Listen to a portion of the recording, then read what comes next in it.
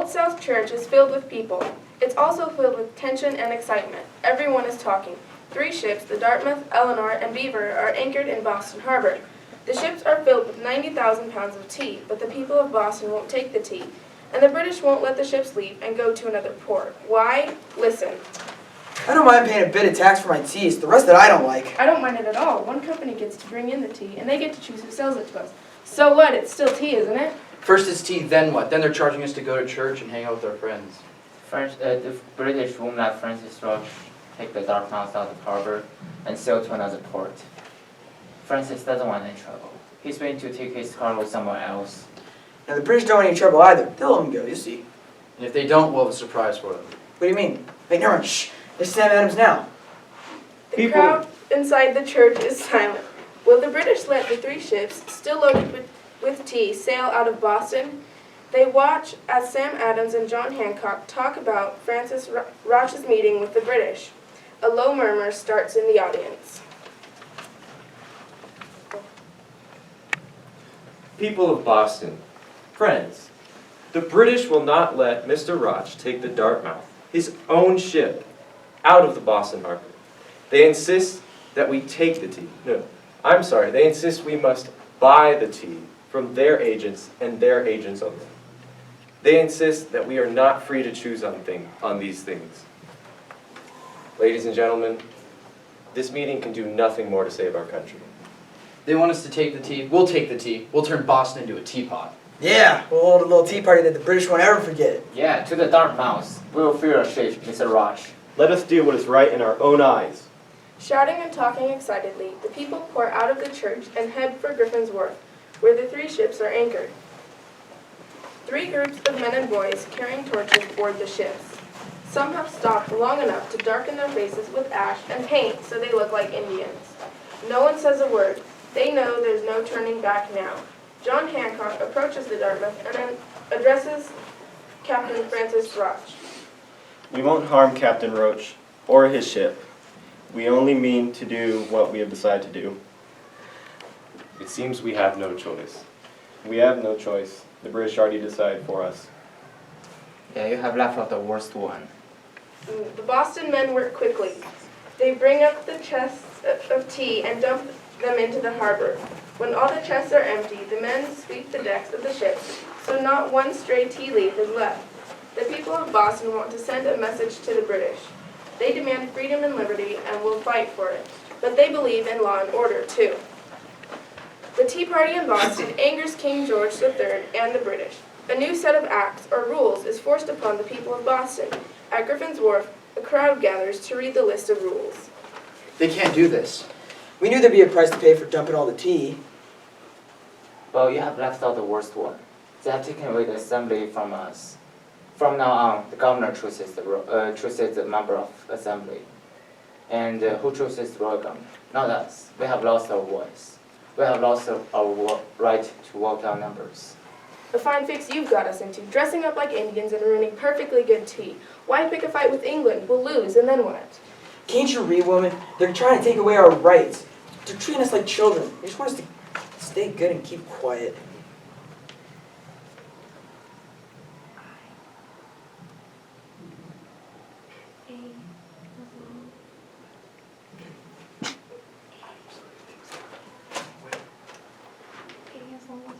Hey, as long as we send them boats loaded with timber and fish, they need us, our resources, and our resources.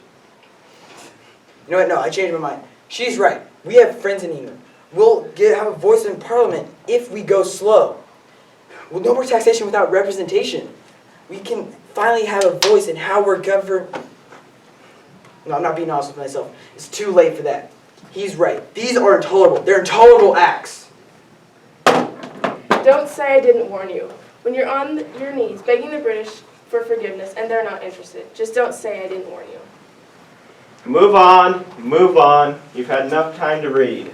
If it was up to me, I would have you all picking the tea leaves out of this harbor. Move on, come on. If it was up to me, I would stuff every single leaf of tea down your throat. What was All that? 90,000. Nothing. He was just telling me to keep quiet and mind my own business. The British closed Boston Harbor. Large amounts of coffee and sugar sit in some Boston warehouses. These goods arrived before the harbor was shut down. The owners of these warehouses are now charging high prices for the products. They think the people of Boston will have no choice but to pay the prices. The women of Boston disagree. One morning, they take matters into their own hands. A group of at least 100 women marched down to Thomas Boylston's warehouse. They're wheeling a large cart and smaller hand trucks. Ladies, what's happening? What's going on? We're going to Mr. Bolston's for some coffee. But he charges an arm and a leg. I think he'll come down in price for us. Mr. Bolston, Mr. Bolston? We've come for your coffee. Oh, good morning, ladies. Good morning. One at a time, one at a time. Plenty of coffee. You know, the prices has gone a little bit up. 6 shillings a pound. Oh, if I were you, I would hand over those keys. What? Your keys, Mr. Bolston. Please hand them over.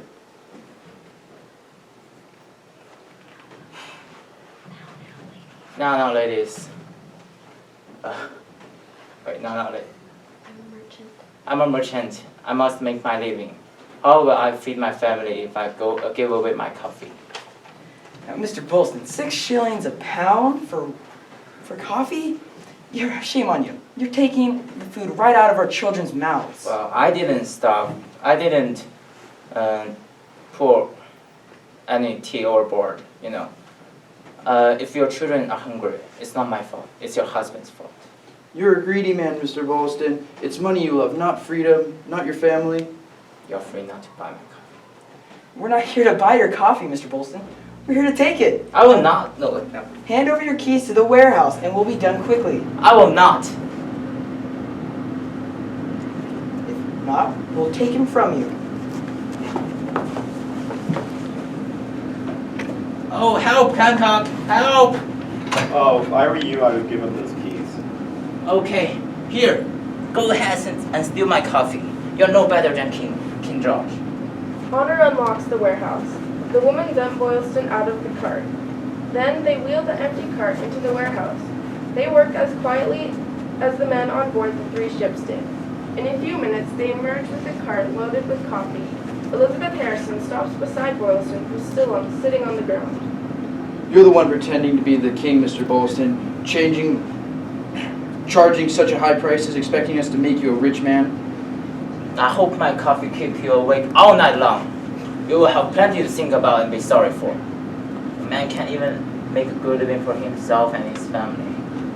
Hancock, you know what I'm talking about. I haven't done anything wrong. The women of Boston seem to think you've done something wrong. Your keys, Mr. Bolston. Pleasure doing business with you. The name for the harsh British rules stuck, but the intolerable acts backfired on the British. The acts united the American colonies. Food and supplies flowed into Boston. Virginia called for a Continental Congress. Representatives from every colony met in Philadelphia in the fall of 1774 to talk about what was happening in Boston. Committees of correspondence sprang up.